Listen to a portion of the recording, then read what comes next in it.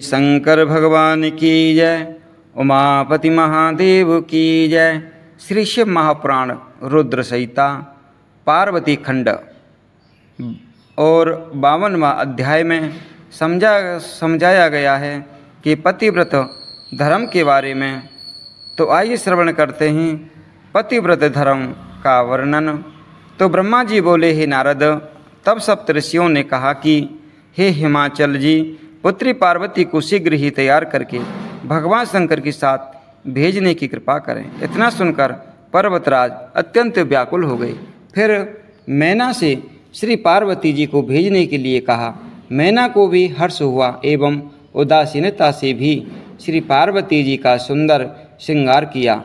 तभी मैना के कहने से एक ब्राह्मण की पत्नी आकर श्री पार्वती जी को पतिव्रत धर्म की शिक्षा देने लगी। उसने कहा, हे पार्वती जी, जो स्त्रियां पतिव्रत धर्म वाली होती हैं वे धन्य हैं। समस्त पापों का नाश करने वाले दोनों कुलों को तार देती हैं। जो भी स्त्री अपने पति को साक्षात ईश्वर समझकर उसकी सेवा करती है, उन्हें इस लोक में आनंद की प्राप्ति होती है, अंत में सद्गति प्राप्त होती है। हे पार्वती जी, पतिव्रता स्त्री पति के भोजन कर चुकने के बाद में स्वयं भोजन करे। पति के सो जाने के बाद सोवे। क्रोध से एवं प्रसन्नता से पति का नाम मुख से ना बोले। कभी पति क्रोध में आकर कुछ कहे भी तो भी सहन करे। उत्तर में मारो या मारो ऐसा शब्द ना कहे। अपने पति के बराबर कभी नहीं बैठना चाहिए। हे स्वामिन, मेरा अपराध क्षमा करो। इसी प्रकार कहती रहे। पति के बुलाने पर सभी कामों को छोड़कर पति के पास चली जाए। उसकी आज्ञा का बड़े प्रेम से पालन करे। पतिव्रता कभी द्वार पर ना खड़ी हो। किसी दूसरे के घर जाकर बिना कारण ना बैठे। अपने घर की वस्तुएं, धन आदि किसी को ना दे। पति के सेवन की चीज़ ठीक समय पर यथास्थान पर संभाल कर रखें। अपने काम काज में चतुर रहे। पति की आज्ञा पालन करना पतिव्रता का मुख्य धर्म है। पति की आज्ञा के बिना तीर्थ यात्रा, खेल तमाशे किसी स्थान पर ना जाएं। तीर्थ स्नान की इच्छा से पति के चरण धोकर उसके पान करने से उसका तीर्थ स्नान हो जाता है। ये हमारे ग्रंथ शास्त्र कहते हैं। अपने पति की आज्ञा पाकर पति के झूठे अन्न को परम प्रसाद समझकर ग्रहण करे। श्राद्ध आदि पर्वों में भी बांट कर खावे, किंतु पति की झूठन खाना ही सर्वोत्तम है। किसी चीज़ के लिए भी पति से झगड़ा ना करे और ना बहुत खर्च करावे। ऐसी स्त्री उत्तम होती हैं। और जो ज़्यादा खर्च करती हैं तो उनके यहाँ कभी लक्ष्मी की उन्नति नहीं होती, वह घटती चली जाती है।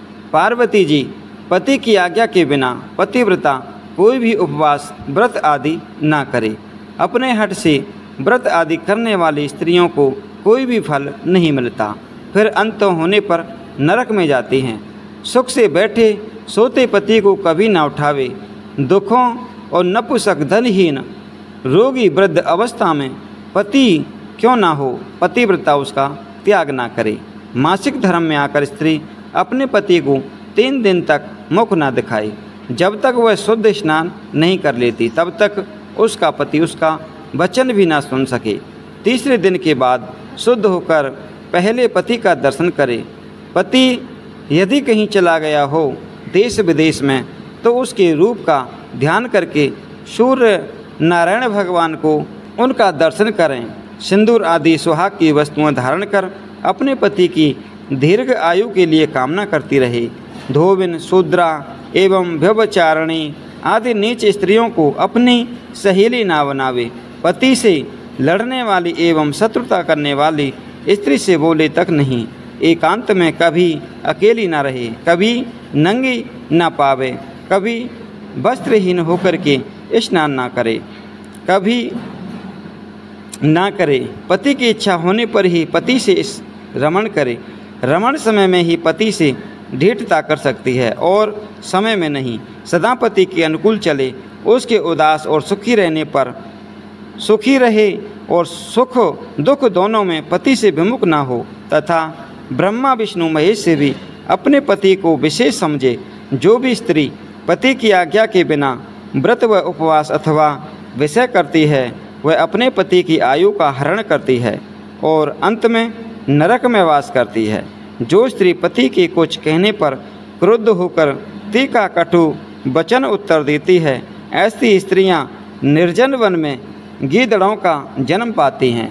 पति से ऊंची आवाज़ में ना बात करे और अपने पति से कभी बराबरी में ना बैठे, और अगर पति नीचे बैठा है तो पत्नी को कभी ऊपर नहीं बैठना चाहिए।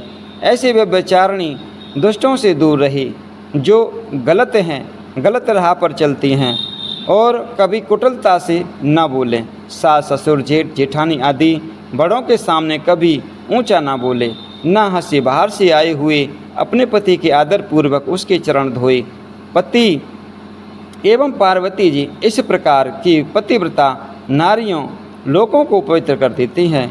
तीनों देवी एवं तीनों की प्रार्थना से अत्रि पत्नी ने श्राप द्वारा बाहर से मरे हुए एक ब्राह्मण को जीवित कर दिया था। देवी, आप तो सर्वश्रेष्ठ हो, सबका कल्याण करने वाली हो।